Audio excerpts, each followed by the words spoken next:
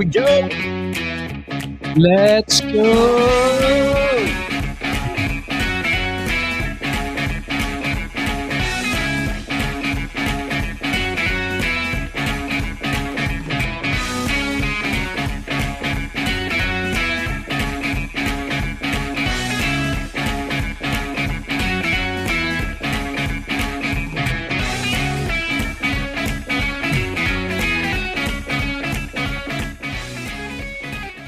Oh, yes, it is that time again. It is time for the Sports Porch Black and Gold edition here in the underground porch in Monroeville.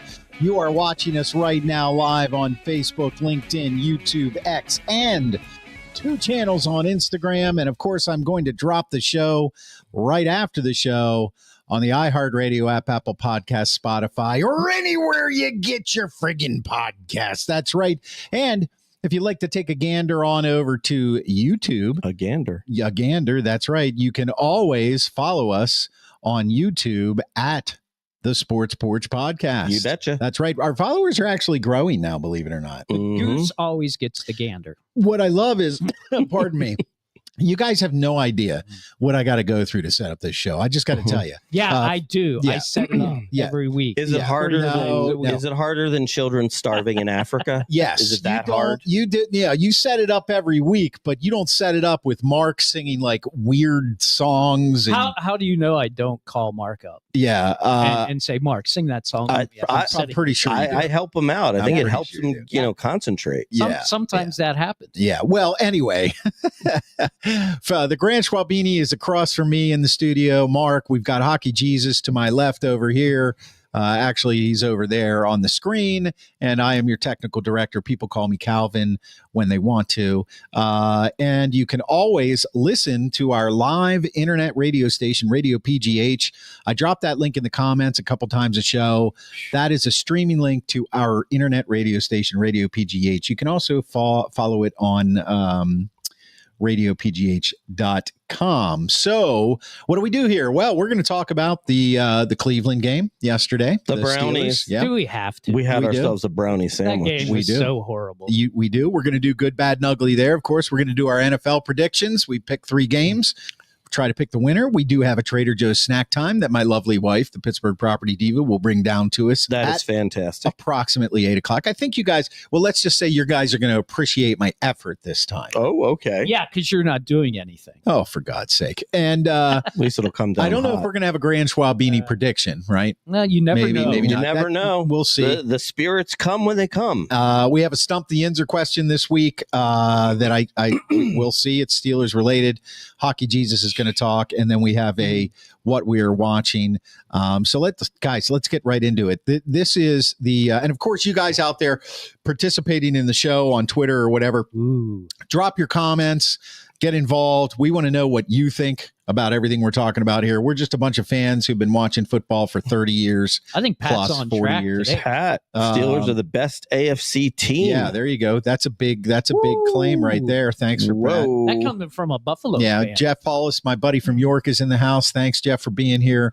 The Steelers' revenge game goes well against the Browns, the good, bad, and the ugly. So, Amy, welcome back. She hasn't had a comment in a while. No? I know she listens to us a lot, but she's been refraining from comments. Yeah, it's a very creative comment too. Hey guys. Hey, she just wants us to know that she's here now. We love Amy. She's our number one fan. Please tell her that I believe the cinnamon bun spread that she likes to get to feed your dog Bella is now out of stock. Oh, no. She can stop. Why be such a bearer of bad news? I'm just, because she's going to stalk me again. She's going to show up down there or send me a text. Mm-hmm. I got a story to tell you about Scott. I saw him, the counselor, yesterday. He told me that you had words. Did he tell you that I threw edamame at him? No, he didn't remember the conversation at all. Oh, really? Because I did. I said, he was like, I don't know. I talked to him for like 5 minutes. He was checking. Was he hammered?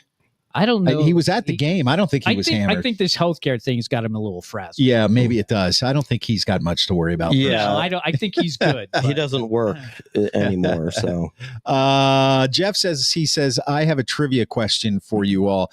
Jeff, can it wait until we do the Stump the Yinzer, or do you want to get it in now? Let's wait till Stump the Yinzer. Maybe we'll have a question and then a follow-up question. Or you can ask it now. We don't have to listen to it. Yeah. Well, I want to get into the game here. Steelers revenge game. It goes well against the Browns. Good, bad, and the ugly. Let's start with you, Schwaber. The good from that game. The good. Oh God. I mean, deep for this. I'm just gonna say the good was just simply getting the job done and winning the game. Kind of like our other show. Yeah, it was just, it was the Steelers are a much better team. They won the game handily, so it wasn't anything to sweat over. Yeah. So I think that's all you can really ask for. I guess if I would give a game ball, maybe I'd give it to Russell Wilson. Thought he played well. Yeah. Considering. Made some throws on the move that were very nice, especially the touchdown to Freiermuth. And the other one to Van Jefferson. Is that his name? Yep. Okay. Van Jefferson. Yep. So I guess I'll give my game ball to Russell Wilson. And Chris Chata on Instagram says the Sports Porch, my favorite friggin' podcast. Welcome back, OC. That was your good. Okay. HJ, you're good. Well, I was going to say the good is playing Cleveland twice a year, but that just seems too obvious. So I'm actually going to go with the good was they were able to show they can win a game without George in the game. Right. George didn't play, and it was kind of a surprise. When I turned on the television, I was listening to the pregame. They said, and Pickens won't be playing today. I was like, what the hell are they talking about? He was healthy, like as of Friday, and then I guess he tweaked his hamstring in the final walkthrough on Friday, and they decided not to play him. By the way, the hamstring injuries are tricky.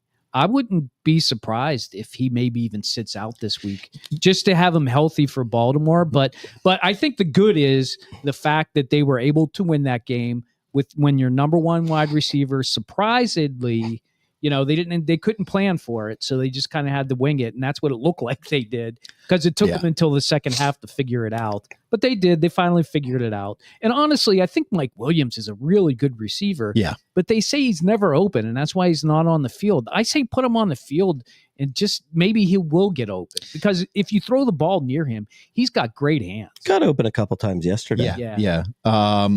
So that's my good. Yeah. Mike Lawrence chimes in. Thanks for being back, Mike. My good is Russell Wilson's leadership and no critical holding penalties by Broderick Jones. Good one, Mike. And 93.7 said Pickens is out for the Eagles game. Yeah. I don't know that they would make that decision so quickly, though. They might just be saying that. Is that quickly or is that just somebody's opinion, Amy? I don't know. We'll have to. That's going to be a developing story. Yeah, I think so. Days. Listen to Tomlin tomorrow. He always tells you the truth. Yeah. In his press conference. Yeah. He never says anything that's vague. They're going to be going up this week against Mr. Barkley. My good from and we're going to get to that, but my good from this game actually was kind of split in half. One was Russell Wilson, 15 to 26 for 158 yards and 2 touchdowns. He created basically those touchdowns. Yeah, agreed. With his his out of pocket presence, and also the defense, just from the standpoint of when they had to come up with a big play. Like, so for me, I watched the tape of the game today. I'm watching the game. And all of a sudden, Cordarrelle Patterson coughs up the ball. Now, yes, Hopkins missed those 2 field goals, a very Cleveland Brown thing to do. But Patterson coughs up the ball, and if that leads to a score, now you've got a game, and that was late in the fourth quarter. It was late, but you know how these games work. Look what happened the last time. Yeah. So he coughs up the ball, and I thought, oh, God, here we go again. It's going to come down to the wire. But the defense, Winston, who's famous for trying to force the ball when he shouldn't, he had that check down he could have gone to, but instead he tries to go long. And who was it? Jackson that came up with the interception late. So I think the defense did their job. The great interception was the Benton interception. Oh, that was incredible. That was a great play. Yeah, that was a great play. That was incredible. You didn't see that coming. No, not at all. Not at all. And that's when the game was still in the balance. Yes. Yeah, I agree. Yeah, they got off to a slow start, and then next thing you know, there's that interception. Don't the Steelers get off to a slow start? Yeah, we talk about that all the time. So I'm saying that Russell Wilson managing the game correctly, not giving up the ball, not turning the ball over. I do really like the way they used Harris and Warren in this running game, knowing that it was going to be a hard fought game. Harris 16 carries for 53 yards in that touchdown, and Warren 9 carries for 47 yards. Doesn't it always seem that Jaylen Warren is able to get the big run when they need it? Yeah, he's really unbelievable with making a 9-yard run when you know that there's no way Najee could make that run. That's exactly right. They seem to know when to use him. I do love that they're using them both. In fact, I actually think I would be using Warren a little bit more. Right. But I think they're just bringing him on slowly because he was injured. Right. So I think they will eventually even out the rushes, and I think you'll see more like 10 or 12 from each of them. Yeah. So that was my good. Schwaber, how about your bad? I have one for the ugly. Bad. Boy, I really have to stretch for a bad. I mean, I don't think anybody was particularly bad. I agree. So I'll just leave it at that. Okay. Week. HJ? I'll say the bad was their slow start once again. Yeah. I mean, you can't allow the Browns to come down and score a touchdown and take a 10-3 lead on you. That's ridiculous. It just everything seems ridiculous to Hockey Jesus. It drives me crazy because they don't need to do that. It's like they get excited when the other team goes ahead of them so they can prove they can come back. Who was responsible for the Jerry Jeudy touchdown? I'd say that's the bad. That was Minka. I think that was Minka. So I went back and looked at this. So I'll be honest with you. I don't think it was Minka. I think Minka was coming up because remember Deshaun was I wanted to say Deshaun Watson. Jameis Winston. Jameis Winston was coming out of the pocket and it looked like he was going to run, so he jumped up. And that cornerback is supposed to follow that guy across. They had two guys on that side, and I don't know if it was Jackson or if it was the other guy, Bishop, maybe, or Cam Sutton, maybe. Okay. And they just didn't go with him. And when that happens, then it makes it look like Minka blew it. Yeah, he got caught. Minka is supposed to have the middle of the field. Right. But once that happens, you have to recognize what's going on. They just didn't recognize it quickly enough. Yeah. Yeah. So I think, by the way, I think Minka should deserve a bad game. Yeah. He's never called. He's not on any interceptions.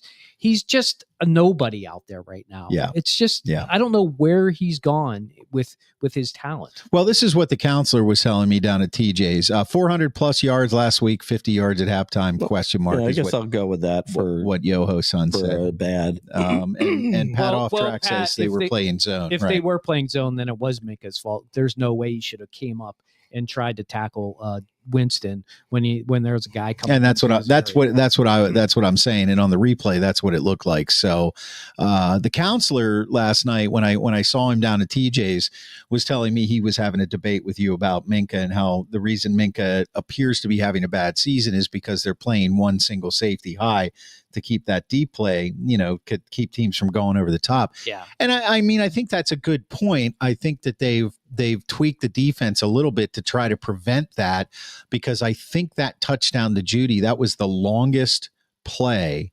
It was the longest touchdown they've given up all year. So that kind of points to his point.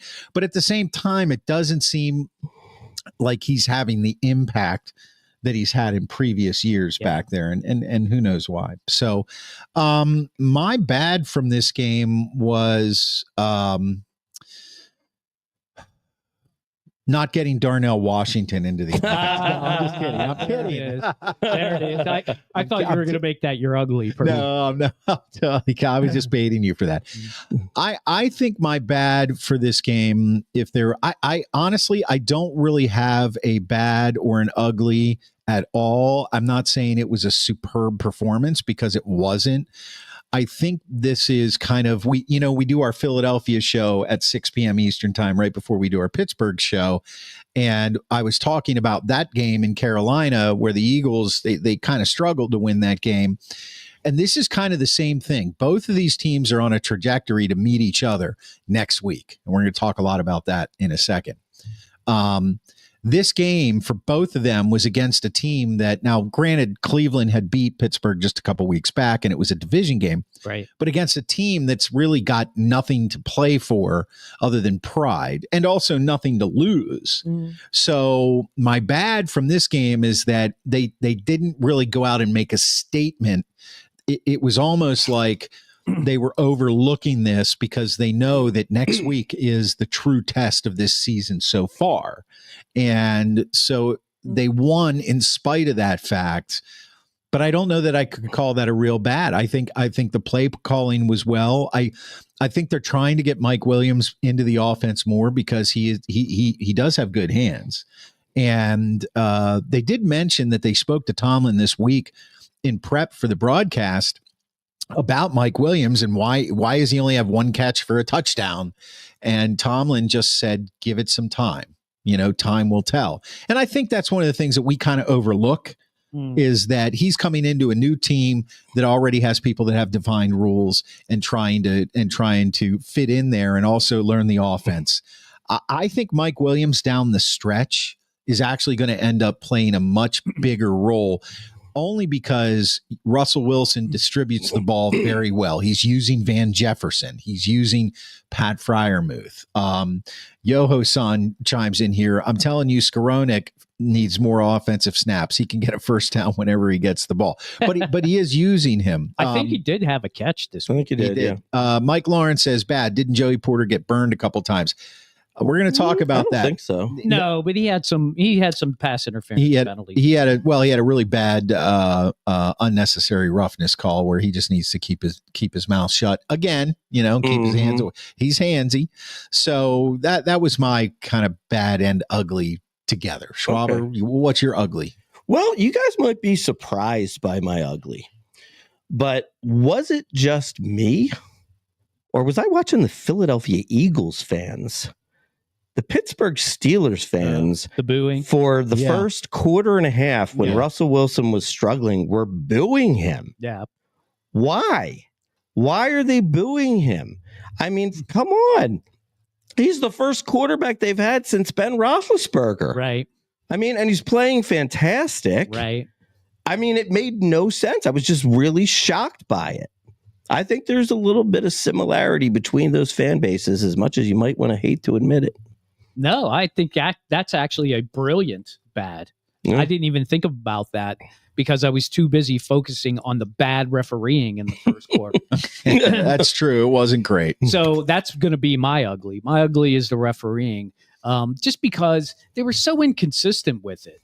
It's like when a guy runs into the quarterback as he's kind of, got a step. Did he take another step to get to him? It just seems too ticky. Yeah, that call on Herbig. Yeah. Yeah. And even some of the pass interference penalties, like if they're both pushing each other, Right. Either way, I mean, whether you want to say that one on 81 for the Browns and the one that Joey Porter got on him, or one of our offensive guys, Mike Williams, got on him. Right. I just let him play. Yeah. It just, that drives me crazy. It seemed a little ticky-tack to me. Yeah, I didn't like those. I didn't think the refereeing. But honestly, the real ugly belongs to the Cleveland Browns. And no, I'm not going to go with the elf. Can you believe that the Cleveland Browns have not swept the Pittsburgh Steelers since 1988? Yeah. Guys, we were in freaking high school in 1988. We're 18. Yeah. That is ridiculous. I love that. Can you have such a terrible franchise that you can't sweep us once in 40 years? That's crazy to me. That is crazy. That is a crazy streak. Of all the streaks that don't make any sense, that one does not make any sense to me, that the Browns can be that bad for that long. Well, I mean, that is ugly. It makes perfect sense to me. I mean, it's the Browns. So what do the Steelers need to do to beat the Eagles? Let's go there. What do you guys out there in social media land and podcast land think about that? Some of Steelers Nation is getting out of control, playoff win desperate. Yeah, you know what? Actually, I want to go back to what you were saying about the booing with Russell Wilson. Yeah. I think what happens is because of the last couple years with the horrible offensive scheme that they've been running. Right. I think it's kind of like a little PTSD. You see that slow start, you see Wilson not playing too great first 3 series, You and it's think kind of you're like, automatically oh good. God, yeah. That's Canada syndrome. Yeah, here we go about Canada derangement syndrome. Yeah. Yes, we seem to have a lot of stuff. I did stuff look like up the Pickens stuff online, and I think where it's coming from that he's not going to play is Jerry Dulac says the expectation is he's not going to play. Yeah. So that doesn't mean he's not going to play. He's going to play. I'm telling you, he's going to play. It's just that's going to be the mantra throughout the week. Tomlin said in the pregame meetings he had with the staff on whatever it was, CBS or whatever, he said that the reason they held him out at the last second was they didn't want to risk the limited number of plays that he was going to be on the field, aggravating that. They wanted him to be ready for the next game. So I have a feeling. So well, Jeff, you also have to think about this though. Part of the reason why the Steelers haven't won a playoff game in 7 years or whatever it is, they've really gone into these playoff games not healthy. Like with no TJ Watt. And I listened on the radio. They went down a list of them with, all the players who were out. So maybe they are looking. Look, they're 10-3. They're going to make the playoffs. There's no doubt about that. Yeah.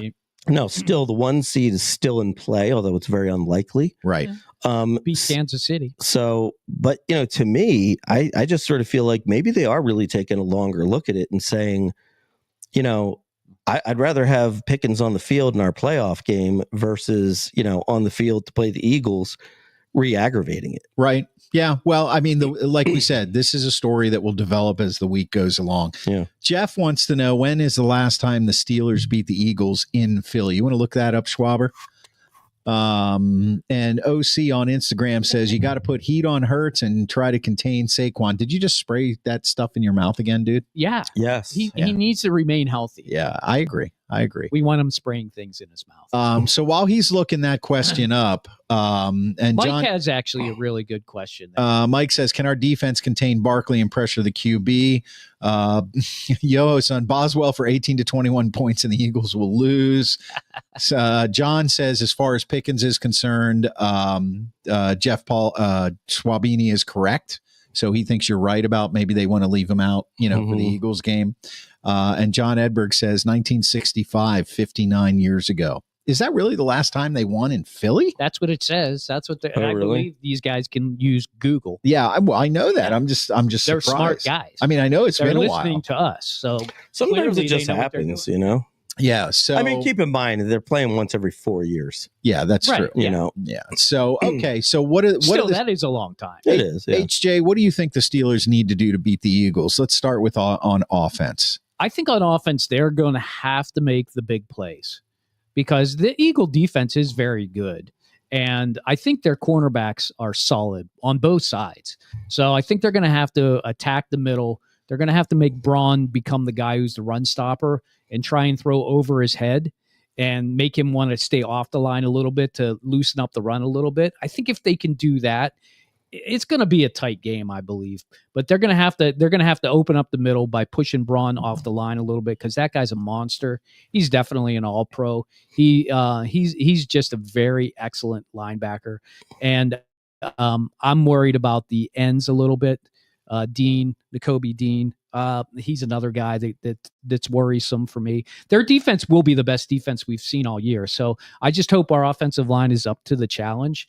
The Steelers can't let go of the run. It's going to be hard to run against this team. So I think that will be the key on offense.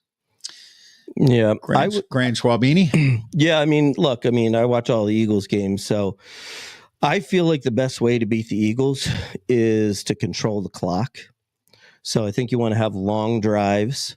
You want to be hitting your 3rd and 2s, your 3rd and 3s, get the Eagles defense a little tired, keep the Eagles offense off the field so they're out of sync. Mm-hmm. And I think you can dink and dunk pretty well against them. I think, your screen pass to your Warren or your Najee and continuing with the run, your over the middle pass to Freiermuth. I think those are the areas where they're susceptible. So I think if you control the clock, they have a chance for some pretty good success. Yeah, I think that one of the things the Steelers do really well is they contain running quarterbacks, and they play very, very well against Lamar Jackson. Mm-hmm. So I think what Mike Lawrence was talking about as far as Saquon, they prior to the Cleveland game, they had the number 4 rushing defense in the league. So they can stop the run, but I don't think that they can ultimately stop Saquon Barkley. I think that's more of a situation where they're going to have to limit him. If they can hold him to under 100 yards, I think they win the game. And I'm talking even if that's 99, if they can't, that means something worse is coming on. And here we have my lovely wife. She doesn't want to be on camera. She's delivering our Trader Joe's snack time. I love you, sweetheart. Thank you. Thanks, Lauren. We'll give her a shout out when it is time. John Edberg says the Steelers need this battle test of the Eagles game for their playoff psyche. Make Hurts win the game with his arm, not Barkley or him running. I agree. I think we have to contain Hurts and limit his ability to create in space. This is a tough game. I mean, the Eagles secondary is going to be challenged. And when we get to the defensive side, I have some things to say about that. So, you guys did your Eagles, the offense stuff, right? I'm trying to manage 6 screens right here. You both did on offense. We said what? Yeah, we said what are the Eagles? What does the Steelers offense have to do on offense? Yeah, okay. We didn't get to the Steelers defense. Yeah, okay, yeah, and I just did the Steelers defense. So as far as offense goes, I think they have to run the ball. That's what I think they have to do. I think they have to get Najee going. They have to use Warren correctly. I like the way they used both of them in the Cleveland game, but they're going to need a bigger dose of that. I think they need to get the ball to Freiermuth. And if Pickens is not playing, I think that's going to be an issue. I really do. I mean, you're going to have to bring Mike Williams into this offense and take a chance because he's big and he's tall and he's good. So and Boswell is going to have to continue his amazing streak of long field goals because I think that they're going to end up having that opportunity. So that was me. Okay, defense. Let's go to Schwaber. What do they got to do on defense to stop the Eagles? Well, they got to get a pass rush. Look, the Steelers win games by being a big play defense and getting turnovers. Yep. If they win the turnover battle, they'll probably win the game. Yeah. So if they're able to get to Hurts and get a strip sack, or somebody punches the ball out from Saquon Barkley or AJ Brown, that's how they can win the game. So big plays on defense are, I think, the kryptonite for the Eagles. So if they're, there aren't too many teams that you can say consistently do that. And the Steelers are one of those teams. So it's just going to be up to the Eagles to be able to play smart football and not let that happen. So it's kind of like a toss up. Yeah, it really is. You've got two, you've actually, what you have is 2 great defenses. I mean, this could come down to that. HJ, I think what the Steelers have to do on offense when Cam takes a break, and he does take a break in series, they have to make sure that Barkley doesn't run the whole way down the field on a 70-yard run, because that's where they're absolutely susceptible. On the series that the Browns went down, before they threw that touchdown pass to Judy, Chubb was running the ball really well, and it was because Cam was out of the game. And when they can do that, if the Eagles can take advantage of that, there's nothing the Steelers can do on defense, because that'll be a 75-yard run for a touchdown, and that'll be a backbreaker. But if, let's say, the Steelers can contain Barkley, because I think they will be able to absolutely stop him when Cam is in the game. But when he's not, they have to contain him. So then what do? When they get down the field, the Steelers have to force field goals, not touchdowns. Yeah. Because right now Jake Elliott has got the yips like anybody I've ever seen. Except Dustin Hopkins. Well, I mean, how many kickers against the Steelers have missed field goals? It's really kind of bizarre, isn't it? Yeah. And I think if that happens, boy, those Philly fans are just going to be, they're going to be all over that team, missing field goals, especially if they miss more than one. Those fans will go nuts over that. Yeah. So we'll see. I mean, I agree with Mark, though. I think Mark hit the nail on the head on how the Steelers defense needs to play. And it's really going to come down to turnovers. Yeah, I think so. I think it could be a defensive struggle, to be honest with you, because I don't think if Pickens is not in there, Philadelphia's defense has a much easier game to play. And not that it's going to be easy, but it's much easier. You could see that in the Cleveland game. And on the reverse side, the Steelers D is good, but they are a splash play defense, so they can give up a lot of yards. And the Eagles, all of their weapons are healthy. And that's a lot to ask for. The weakness that I think... Well, Dallas Goedert's out. Well, he is. But, I mean, okay, so Dallas Goedert's out, but you got Smith, Brown, Barkley, and Hurts. They can all score at any given time. And I put them myself. I think Detroit's a great team. I'd put them just a step below Detroit. And the only reason I do that is because Detroit is riding on adrenaline and they're really, and coaching. They do have weapons, but they have Minnesota on their heels. Yeah, and they have Minnesota on their heels. That helps. The one weak link. And I love saying this, the 1 weak link that I think that we have where HJ is just going to go, you're going to gaslight me. Ballistic. I'm telling you, I need a lighter here. In my opinion, Steelers Nation, JPJ is a liability right now. He's a liability. I do not like the way he is playing. I do not like that post snap penalty he got, which was very unnecessary in that game. I'm not saying that I don't think he's good. I'm not saying that.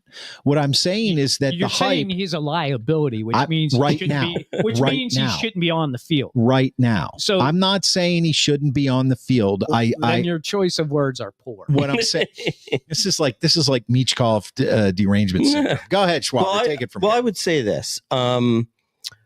Look, Mr. Steeler fans in the house. Hello, everyone. Go ahead. If you are Joey Porter Jr., then this is a game that you should relish, right? This is a game where, if you want everybody to talk about you like you're one of the best corners in the league, go out and shut down either A.J. Brown or Devontae Smith. Piece of cake. So if you, not easy, but if you do that, look, it's as simple as this. If he does that, I'm going to feel a lot differently about Joey Porter Jr. after the game. Here's why I say a piece of cake, because he can push Devonta Smith around. The guy weighs like 165 pounds. Yeah.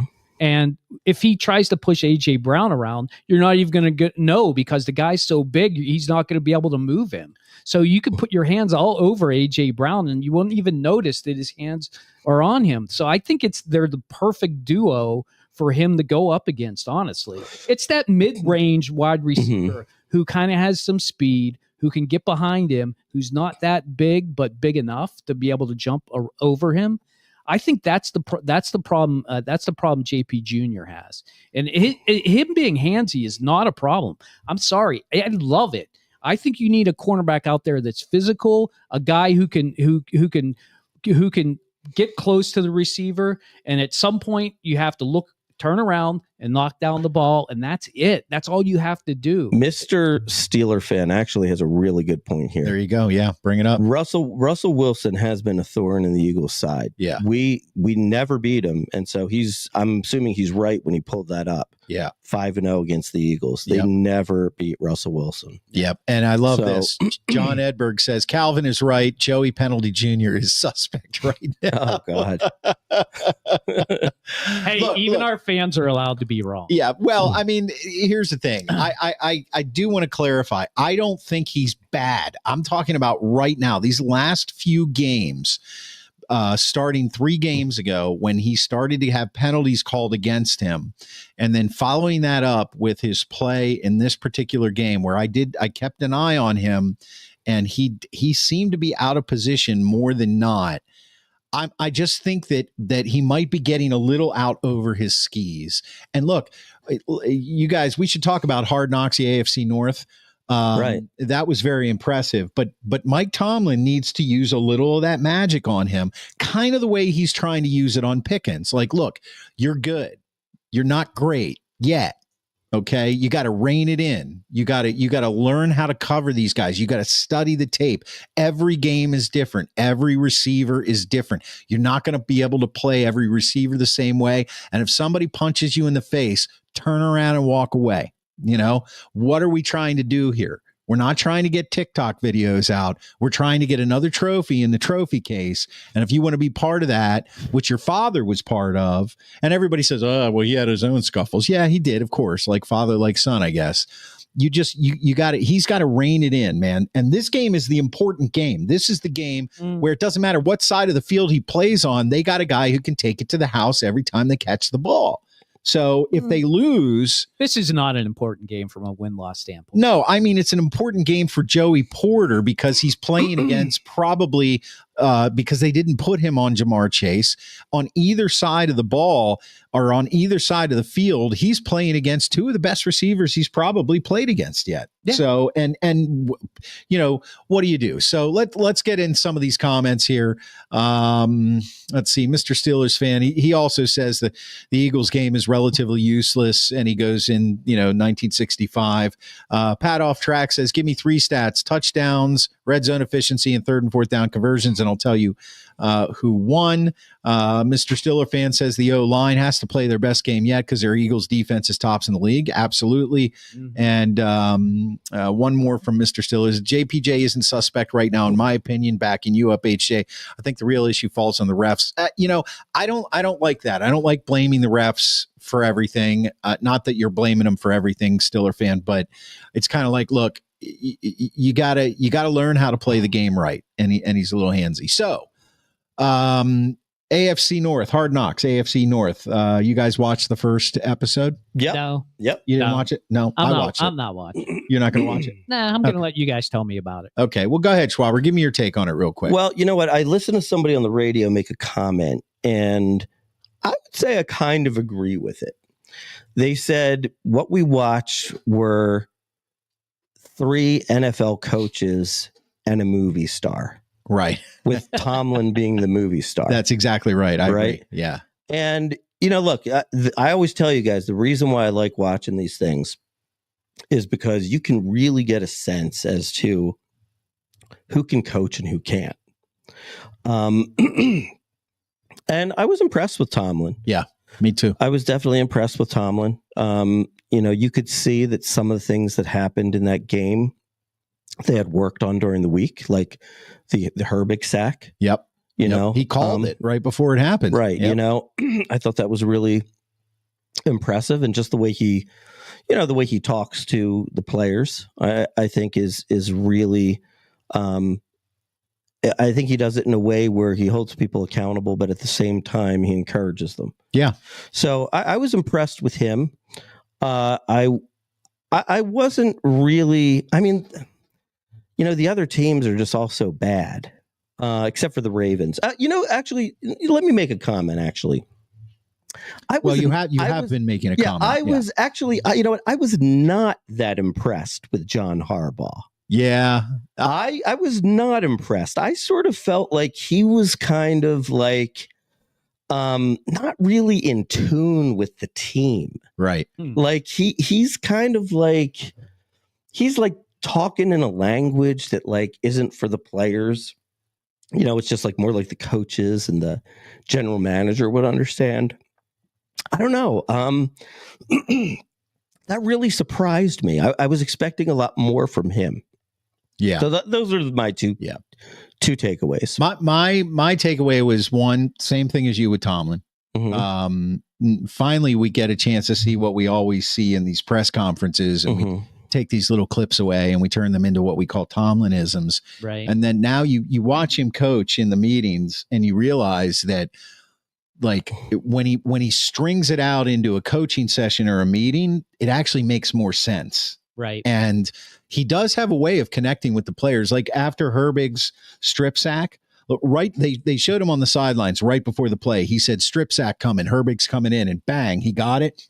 Herbig runs off the field, and Herbig looks all surprised and happy, and he grabs him and he says, don't act surprised. Don't act surprised. This is what you do. This is what you're supposed to do. No reason to be surprised. And I thought, wow, that's a brilliant coaching moment where he's like, this is exactly what I expected of you. Well, and they also showed him talking to Herbig the whole week. Yeah. Saying they brought this guy, I think Orlando Brown, to stop you. To stop you because we abused the guy from last year. They said they got rid of him. They brought in a new left tackle to stop, Highsmith and you. Yeah. And so your job this week is to get a sack around him. Yeah. And he did. Right. But they talked about it like all week. Yeah, they did. Well, which was really good. I mean, you got to see the highlights of what they talked about. Right. Yeah. They can push whatever narrative they want on the camera. Right. Yeah. But the fact is they did talk about it. Yeah. That's the thing. Like they did talk about it. So now the negative I would say is that, of course, they're not really showing much of anything that's controversial. Yeah, no. Well, and we haven't seen the rest of the. I mean, there's more to come, but in that one, no, it was kind of watered down a little bit. I was not impressed at all with Zach Taylor, the Bengals coach. I just think I can't. The only reason that their offense is so good is because of Joe Burrow and Jamar Chase. The way he coaches, it was kind of like he was like, honestly, I got to say, he was like a little white guy in the corner talking about football. It wasn't. It just didn't seem to me to be any kind of coach. And you wonder why I'm not worried about the Bengals. Yeah. Well, he and Stefanski. Let's face it. I mean, their teams just really aren't that good. Yeah. So it's almost like it's really hard for them. Like, and it would be interesting to actually. It would have been interesting to see Tomlin doing this with like an 8-8 team, because that's where you really get to see some really good coaching, because these guys are still like they're trying to still hold their team together, right? And that's a whole different thing. So Mr. Stiller fan says, does the rookie right tackle, if he's ready for the postseason, does he start? And Jeff chimes in and answers the question for us. No. Thank you, Jeff. He might. Yeah. I mean, it's hard to say if Tomlin thinks that Broderick Jones has solidified his position on the right side or not. I don't know. Because if he hasn't, then he'll put Fatanu back in. All right, let's get some predictions in for this game, and then we'll move on to our predictions, and then we'll move on to snack time. So if you're watching us live right now, you're probably watching on Facebook, LinkedIn, YouTube, X, or Instagram. This is the Sports Porch. It's the black and gold edition here in Pittsburgh. I'm going to drop the podcast right after the show, the Sports Porch. You can find it on the iHeartRadio app, Apple Podcasts, Spotify, or anywhere you get your friggin' podcasts. And of course, I have put up here, please head on over to YouTube. If you're watching us there now, thank you. Subscribe to us at the Sports Porch Podcast. Predictions for the game. Grant Schwabini, Steelers, Eagles. I do have to say that Mark is so superstitious that he won't watch the game anywhere else but his own house, and he demands that we come there if we're going to watch it together. Yeah, but in fairness, his wife does make really good snacks. Exactly. You were listening to the earlier show. Yeah. It's true. Yeah. It's true. I'm not. Not to say that your wife doesn't. No. I even said I will go anywhere else because we come down here all the time. We could go to your house, and where your wife makes no snacks whatsoever. You're not invited to my house. Not anymore. I have a dying cat. We're just waiting for a cat to die. Really? Yeah. So once that cat is out of here, I'm going to get two more. Yeah. You're going to get two more? Oh, yeah. Susan's already said, we're getting two more cats within 2 weeks of the cat dying. Does that make you anxious? I thought maybe we'd have 2 months without any animals. Yeah. Were you looking forward to that? I was. Yeah. Yeah. Now you're not. I'm not looking forward to having little kittens running around. Yeah. Scratching up all my shit. Yeah. Well. All right. Mr. Stiller fan says Steelers 31, Eagles 30, Boswell game-winning field goal. I think special teams makes a huge difference. Pat off track, Eagles 28-20. Grant Schwabini, what say you? I'm going to go Steelers 27-20. Yeah, this is what he does. See, this way he figures if he's wrong, then he's happy. No, I mean, I just sort of really feel. Think the Steelers are going to go in there and win?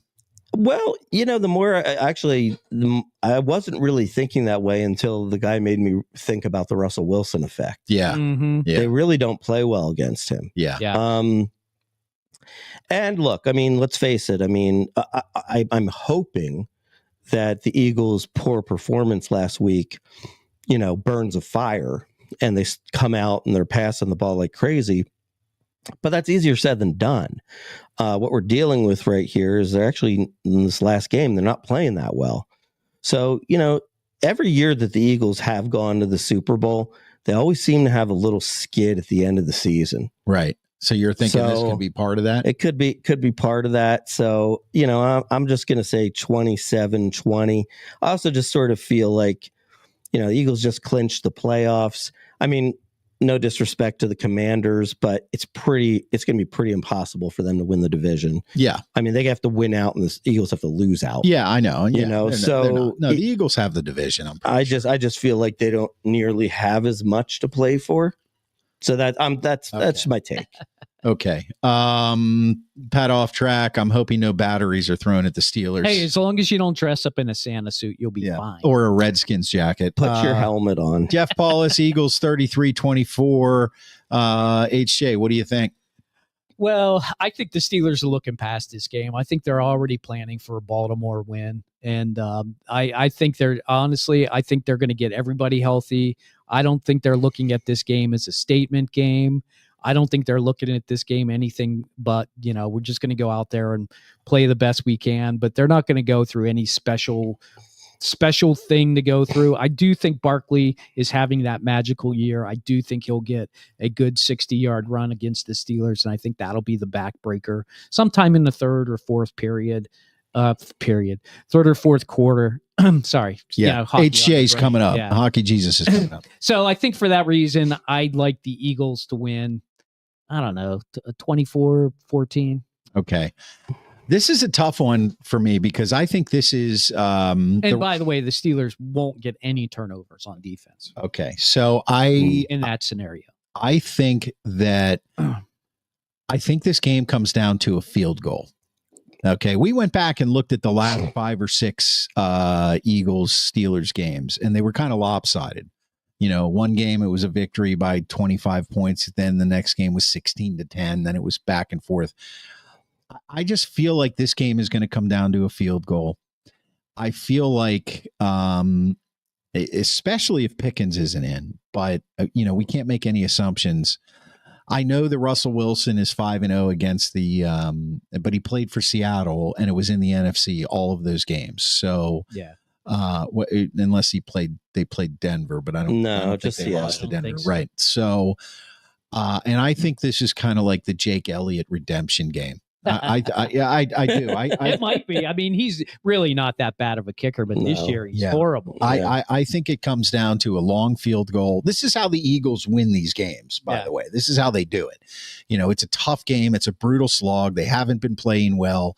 They know they have to win. And in my mind, every NFL team looks at a game like it's a must-win game because you have 17 games. I mean, you can take all the implications of head-to-head matchups, divisional matchups, whatever you want to do into it. But to them, this is a must-win game because it's going to solidify they're a little closer to maybe that number 1 seed, and they're playing a good defense in a playoff potential Super Bowl contender. I think it's going to be 21-18 Eagles. All right. I hate saying that. I want the Steelers to beat them so bad. I just do. Because I know the Eagles, they're going to be in the playoffs, and I really want to see an Eagles-Steelers Super Bowl, which is that would be phenomenal. Which is kind of on the, it's on the possibility scale now. Man, we would have some good times. It's about 5% likely. Yeah, of course. I would have to say, if that happens, I'd rather be the loser in this game. Right. Mm. Right. You know, for sure. Yeah. Because then you take them lightly. We beat them before. Let's get on to our picks. Yeah, let's get on to our picks. So what are we going to do here? We're going to make our picks on the Sports Porch. If you're watching us live on Facebook, LinkedIn, YouTube, and X, and the Gram, listen to the podcast after the show. If you want to catch up on the iHeartRadio app, Apple Podcasts, Spotify, or anywhere you get your friggin' podcasts, you can follow us on YouTube at the Sports Porch Podcast. So we pick 3 NFL games every week. Last week, I was 1-2. Steve was 1-2. Mark was 2-1, which means for Back the year, to normal. Mark is 25-14. Steve is 21-18, and I am 18-21. So what is the Sunday night, the Thursday night game this week? We got a good one on Thursday night. It's the 7-6 Rams at the 6-7 49ers. One game separates first place. All right. Rams. How about that Rams victory yesterday? That was an incredible game. Yeah. If you had Josh Allen, congratulations, fantasy. Makes you think Buffalo doesn't have much of a defense. Though. Yeah. Well, that seems to be. Well, it doesn't seem like they care. They look like they look like they're rolling towards the playoffs and a Super Bowl every year, and then they lose to the Chiefs. Okay, Thursday night. The Thursday night game is Rams at the 49ers. What's your pick? Put it in the comments. HJ, what is your pick? You're supposed to start with me. Graham Schwabini always goes. Oh, he always goes first? No, the winner from the previous week. Oh, yeah, my fault. I'm sorry. Graham Schwabini, please excuse me. I will go with the Rams. I just think without Christian McCaffrey, it's just a little too much for the 49ers. Okay, so the Graham Schwabini is going with the Rams. I love the Rams as a team, but I'm just going to take the 49ers because. Okay. You got to catch up. I mean, they're playing at home. The 49ers aren't a terrible team. No, they're not. They played pretty well yesterday. The Rams, I don't know, coming off of a big win like that, always seem to have a letdown. I'm going to go with 49ers. Yeah. Pat Offtrack's going with the Rams. He also did say, would it be a Wawa versus Sheets Super Bowl? We could have a lot of fun with that. And Steeler fan Sheets, now that they brought back the Nacho Grande. This is great, guys. I love it. Okay. Nacho Grande. Steve, I know that. My daughter worked at Sheets for a while. I don't even know what that is. 49ers is picked by Steve. Mark picks the Rams. Join the dark side. Yeah, this is a must win. Go with the Schwabini. You can catch me. Yeah. This is tough, man. Come on. I'm going with the 49ers. There you go. I'm going with the 49ers. Okay, that was a Thursday night game. What is the Sunday night game? Another good game on Sunday night. The 9-4 Packers go to Seattle to play the 8-5 Seahawks. I'm going to go Jordan Love in the Pack.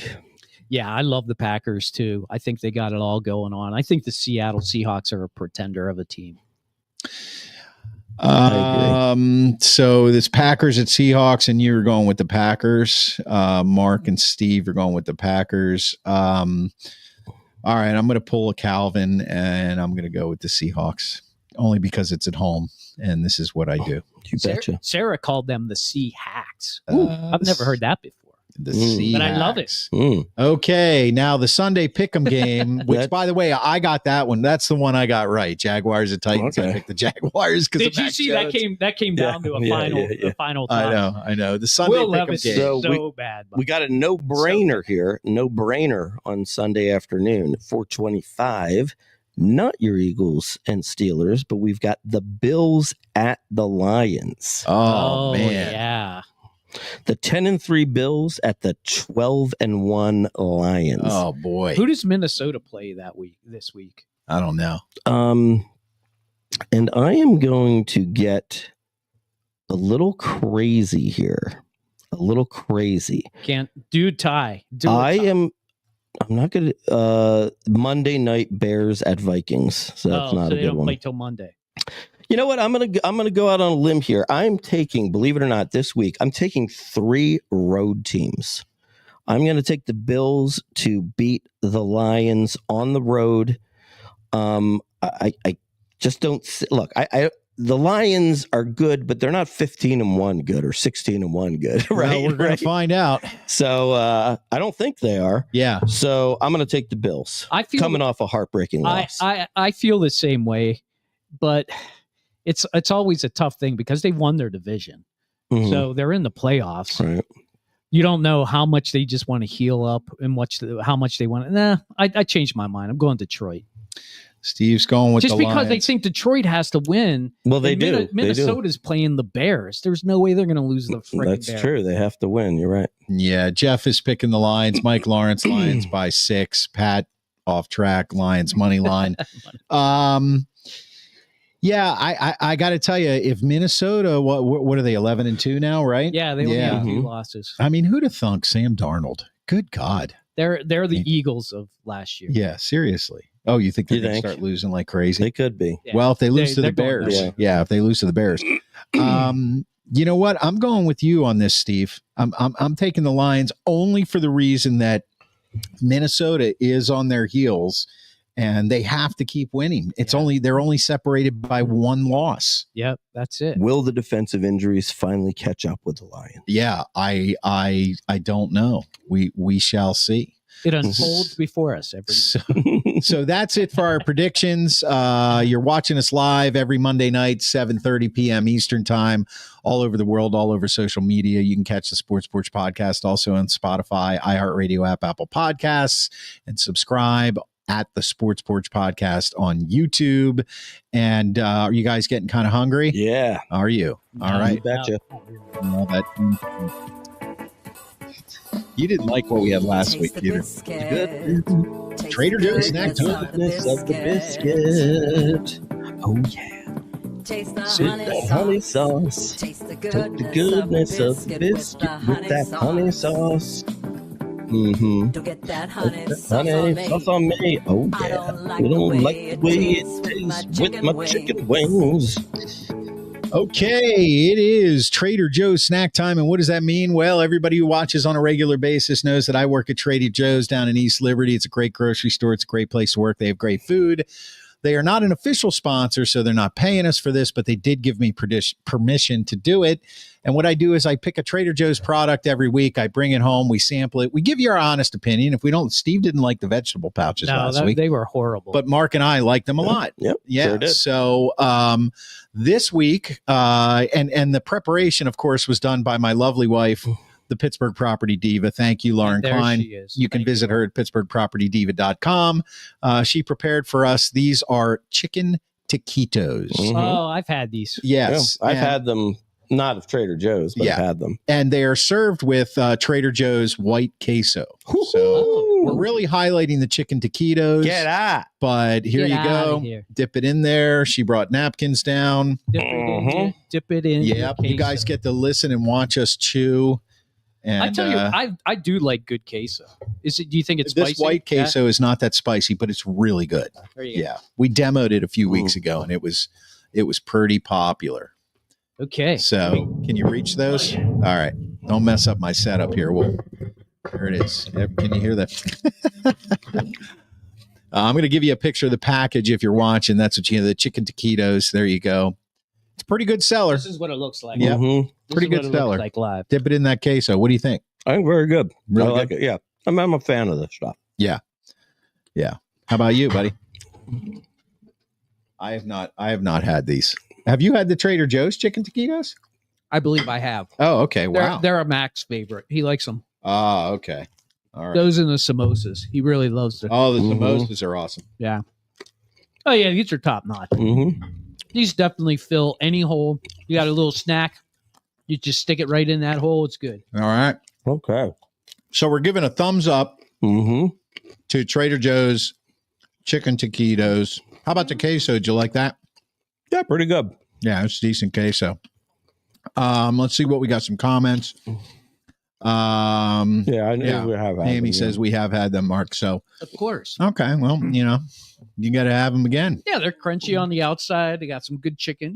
They got a decent amount of chicken in there. Yeah. And there's a lot of them. There's like 10 of them in the pack and it was only like, it's like $5. So it's worth it. All right. That's Trader Joe's snack time. Thank you, Trader Joe's.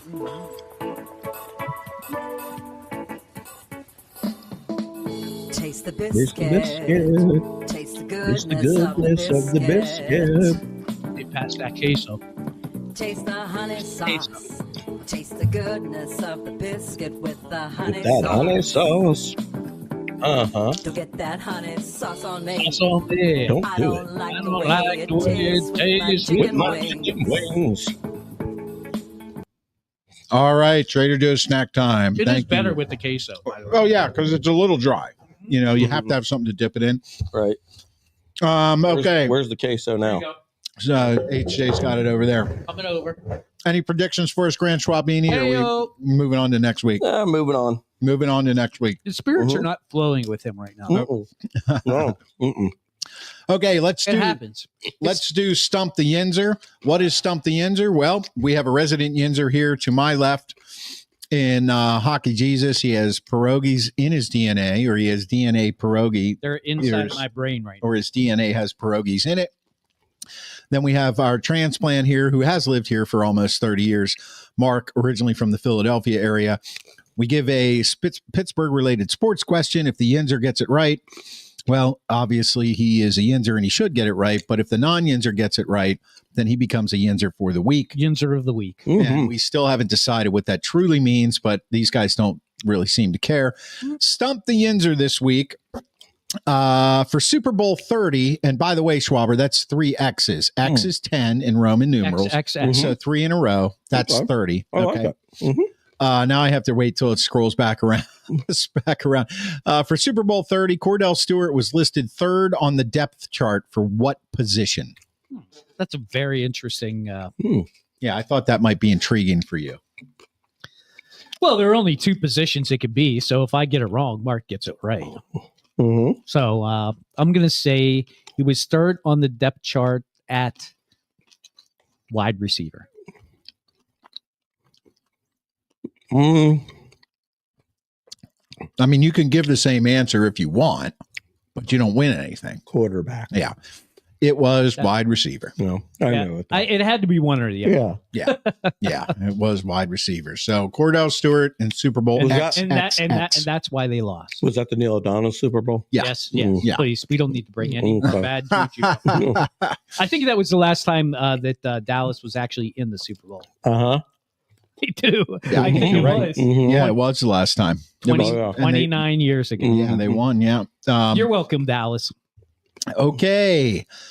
Also, to my right, the resident Yinzer is somebody named Hockey Jesus, who you can follow at the Sports Podcast on YouTube.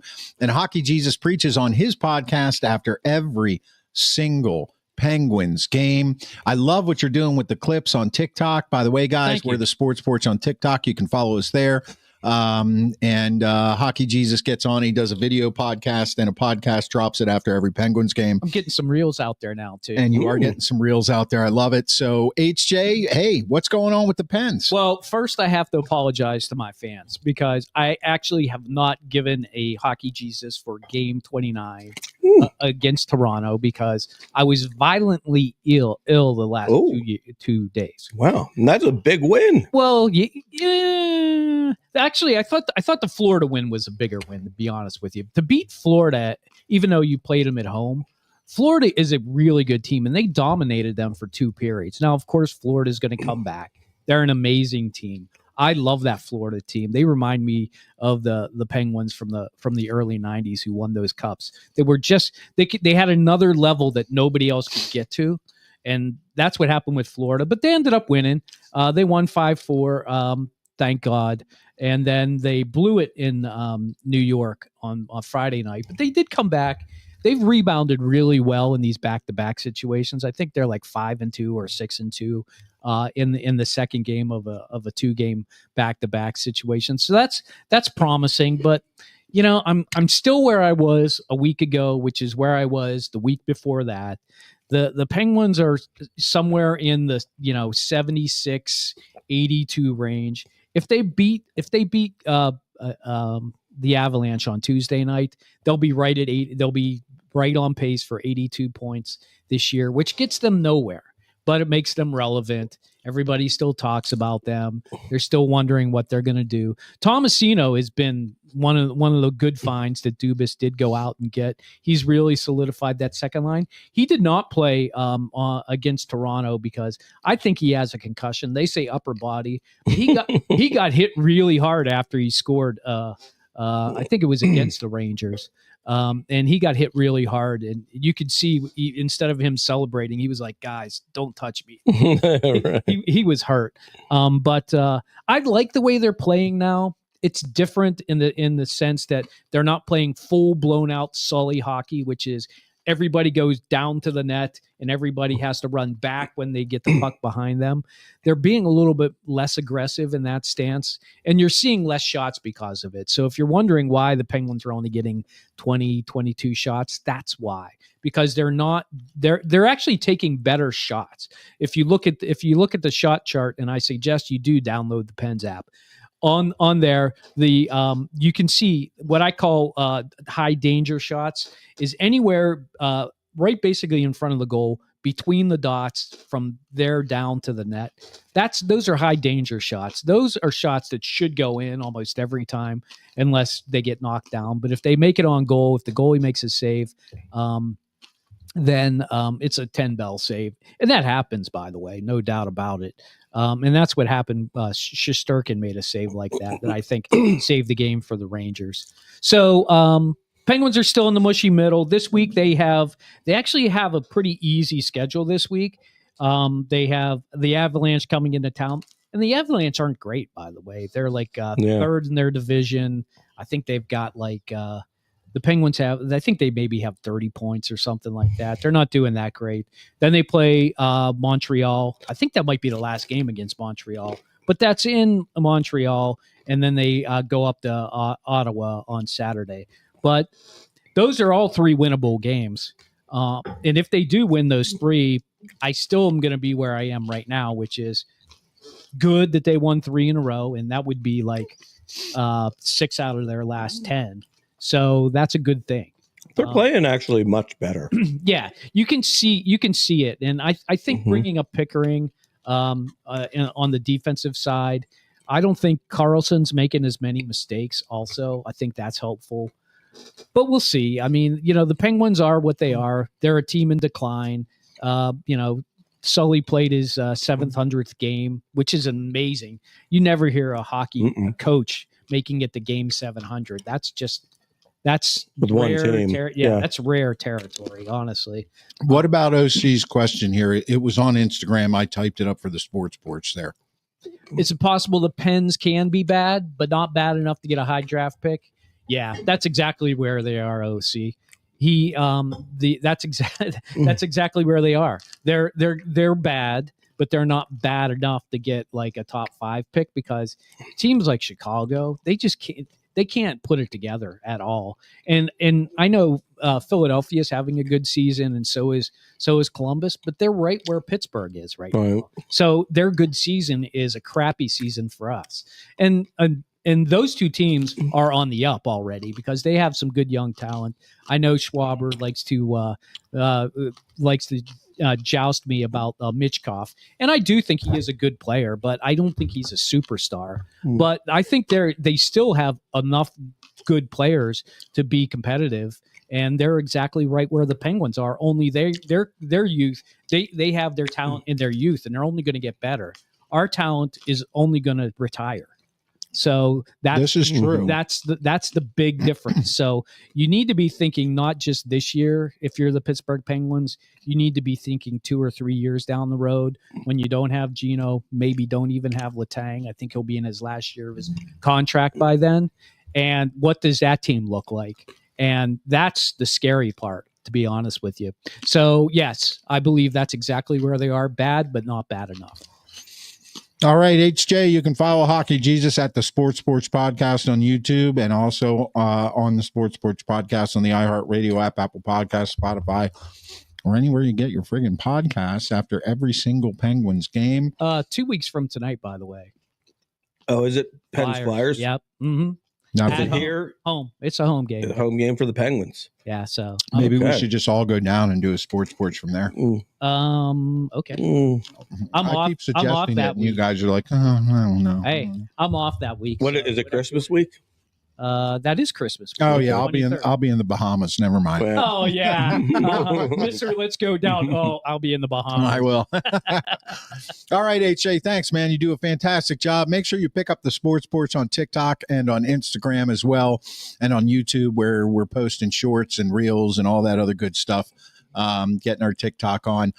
Schwaber, do you want to explain to us what this means, what we are watching, and why we do this here on the Sports Porch? of course, I would love to do that. Thank you. You're welcome. Zulu. There are so many streaming channels. There is Netflix, Ribbidabby. Amazon Prime, Zulu. Zulu, Freebie, Hulu. Woobi, Fubu, Tubu, Gubu.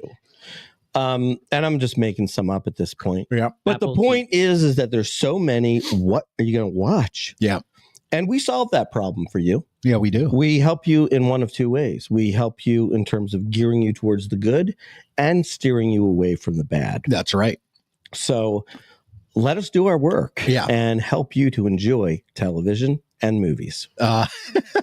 That sounded great, Schwaber. Only qualification is that if you're watching a show, you have to have completed the current season. You don't have to have watched the entire all 10 seasons or whatever, but you have to have completed the season. Or if you've chosen to watch a documentary, you have to have completed the entire documentary. Or a movie, you can't have walked out of the movie and then given a review like it sucks, I walked out. So this week I actually don't have one, and I'm going to tell you right now that the reason I don't is that I'm doing some unselfish watching. Unselfish. So yeah. Wow. Unselfish. Yeah. And for those of you who are new to this show, Unselfish Watch, I'm accused of being a selfish watcher, which means when these guys Big give time. recommendations, It's true. I never watch what they recommend, which is completely untrue. I've watched plenty of things, but they just like to take shots at me because I'm easy like that. But I'm doing some unselfish watching, and I'm hoping that next week, I'm thinking that at my current pace, next week I will have finished the season. Is it a Steve or a Mark? And I'm not going to tell you that. Oh, I'm not gonna tell we you gotta wait till next week. man. Oh Lord. Oh, So my. this week we only have two. We will start again with the Grand Schwabini. Grand Schwabini, you are watching. What the hell is that? This is a movie. What the hell? This is a movie that is now. I saw it in the theater. It's now on Apple TV Plus. Right.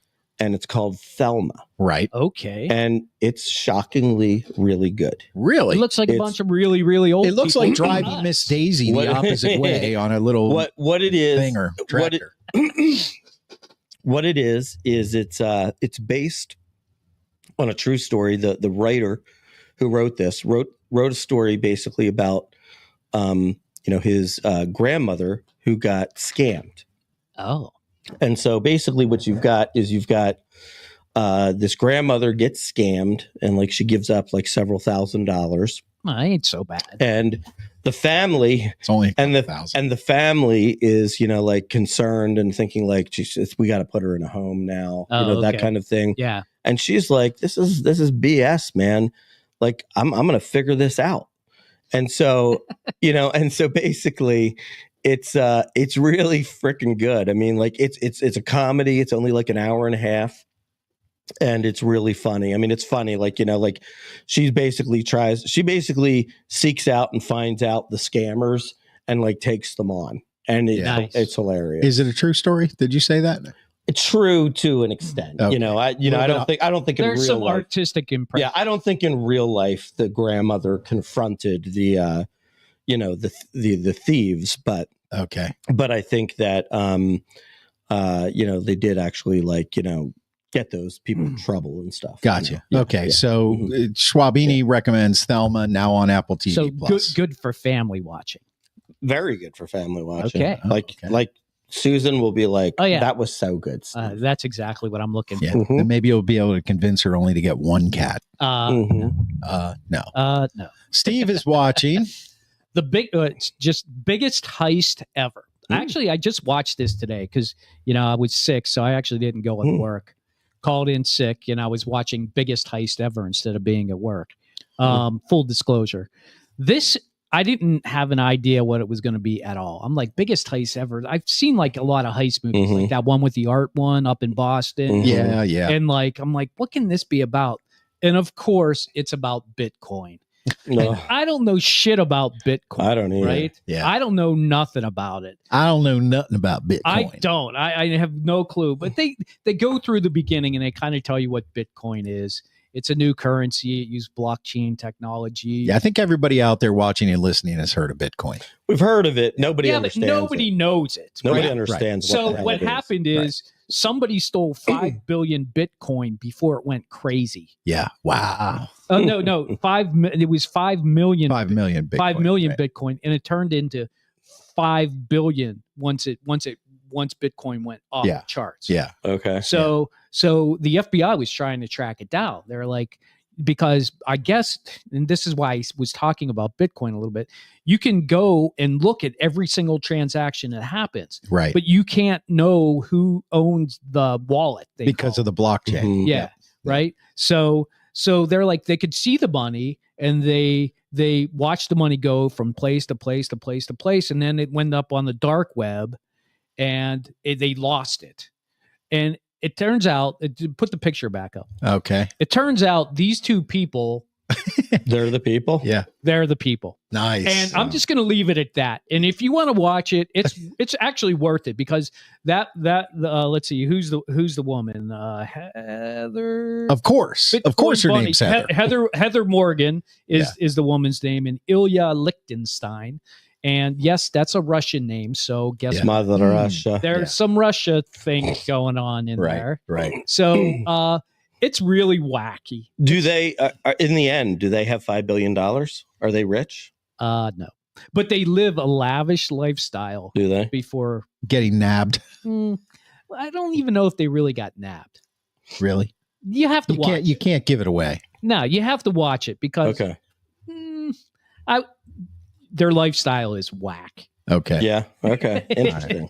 That's interesting. More whack than my lifestyle. Oh, way more whack than your lifestyle. Like Yeah. if you could have your lifestyle the way they have their lifestyle, then they would be like me. Yeah. Okay. I'm still trying to make sense of that. I was thinking like I'd be dead is what you're gonna say. Oh no, they're not dying. They love living. No, I mean I'd be dead if I could have that amount of money. Oh no, you would have more fun. What were they doing before this thing? Well, some of them were hooked up in Silicon Valley. Yeah. Okay. And some of them were in the AI stuff. Okay. And she was like all over the world. And but she wants to be this influencer, and that's why you see what she is. The weird And she picture. has like 10,000 videos of her up on YouTube. Really? Yeah. Yeah. Yeah. Huh. She actually Interesting. created a persona. I forget what it was called. Oh yeah, it was called Razzlecon. She created this whole persona for herself. Yeah. And they think that it had to do with the money and how she was trying to spend the money and how they had to launder it, but they couldn't do it. It was just too much. Yeah. All right.